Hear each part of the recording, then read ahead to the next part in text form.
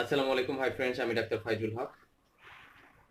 আপনাদেরকে জানাবো নপুংসতা অথবা পুরুষত্বহীনতা থেকে কিভাবে আপনি মুক্তি পেতে পারেন সিম্পলি 21 দিনে। যদি এরকম সমস্যা কারো থাকে যে তিনি তার ওয়াইফের সাথে ফিজিক্যাল রিলেশন করতে অক্ষম বা সেক্সুয়াল রিলেশন করতে সক্ষম না, তার জন্য আমার আজকের ভিডিওটি খুব ভালো কাজে লাগবে।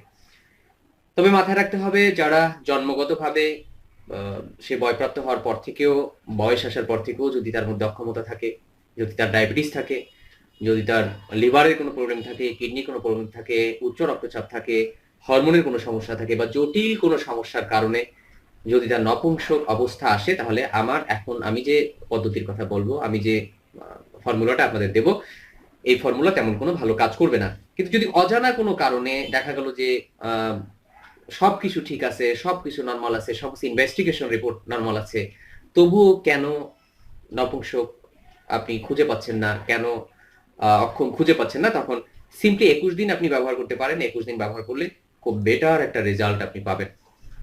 মাত্র 4টা উপাদান লাগবে আপনার, খুব সহজ উপাদান। 4টা উপাদান আপনার এখানে সংগ্রহ করতে হবে।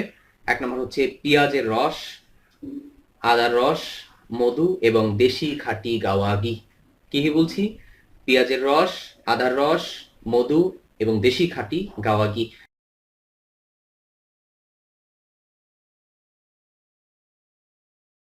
সবগুলো 10 গ্রাম 10 গ্রাম করে নিতে হবে প্রতিদিন সকালবেলা খাওয়ার কমপক্ষে 1 ঘন্টা পরে, প্রতিদিন সকালবেলা ভাত খাওয়ার কমপক্ষে 1 ঘন্টা পরে, অথবা যদি কারো খালি পেটে সহ্য হয় ভাত খাওয়ার আধা ঘন্টা আগে, যদি গ্যাস না হয় আপনি ব্যবহার করতে পারবেন।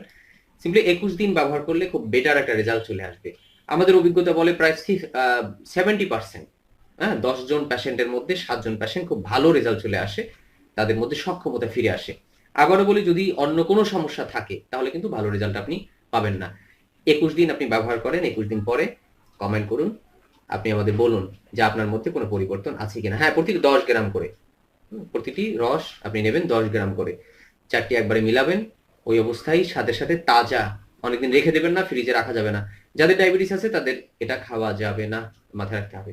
আর পেঁয়াজটা সবগুলো চেষ্টা করবেন দেশি পেঁয়াজ নেওয়ার জন্য, অর্গানিক নেওয়ার জন্য, যেখানে আর্টিফিশিয়াল ফার্টিলাইজার ইউজ করা হয় না এই ফসলগুলো, সবজিগুলো নেবেন। আদা এমনভাবে চাষ করা যেখানে জৈব সার ব্যবহার করা হয়েছে বা ন্যাচারালি বা সার কম দেওয়া হয়েছে, এমনগুলো আপনারা নেবেন। হাইব্রিড কোনো কিছু না নেওয়াই ভালো, রেজাল্ট অনেক সময় নাও আসতে পারে।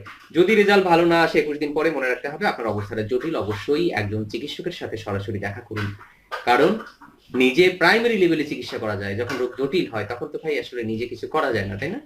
ভালো থাকবেন। যারা আমাদের ভিডিও দেখছেন, যারা সাবস্ক্রাইব করেননি এখনো, সাবস্ক্রাইব করুন। এই তথ্যগুলো অনেকের কাজে লাগতে পারে, শেয়ার করুন যাতে আর এক ভাই এই ভিডিও দেখে উপকৃত হয়। আল্লাহ হাফেজ, ভালো থাকবেন।